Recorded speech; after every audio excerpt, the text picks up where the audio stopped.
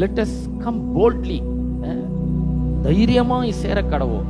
முதல்ல சேர கடவோம் அப்படிங்கிறார். அப்படின்னு என்ன? கம் அப்படின்றார், வாங்க அப்படிங்கிறார். அவர் நம்மளை அழைக்கிறார், முதல்ல ஒரு அழைப்பை கொடுக்கிறார்.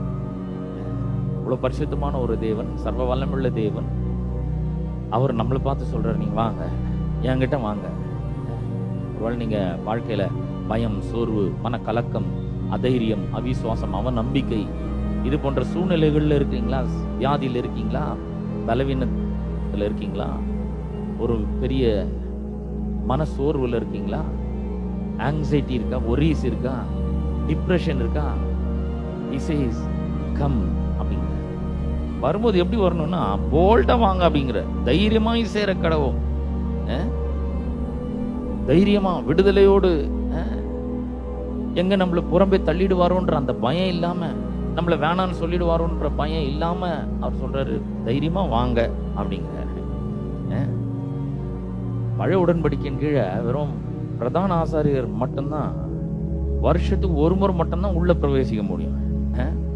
ஆனா இன்றைக்கு கதை வேற மாதிரி ஆயிருக்குது. இயேசு கிறிஸ்துவின் மூலமாக ஒவ்வொரு விசுவாசிக்கும் இந்த கிருபாசன தண்டிலே சேரக்கூடிய ஒரு ஸ்லாக்கியம் கிடைத்திருக்கிறது.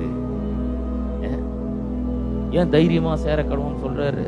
ஏன்னா இயேசு கிறிஸ்து நம்முடைய விலையேற பெற்ற ரத்தத்தை சிந்திருக்கிறார். அவருடைய ரத்தத்தினால் நமக்கு தைரியம் உண்டாயிருக்கு என்று எபிரேயர் 10:19, 20 சொல்லியிருக்கு. அவருடைய ரத்தம் நமக்கு தைரியத்தை கொடுத்திருக்கு.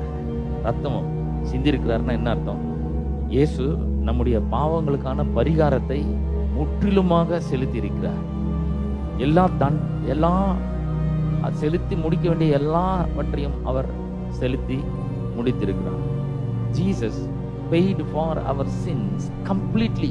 முற்றுமுடிய அவர் எல்லா கிரயத்தையும் செலுத்தி முடித்திருக்கிறார்.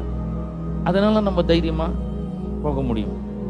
ரெண்டாவது, நாம தேவனுடைய பிள்ளைகளா இருக்கிறோம்.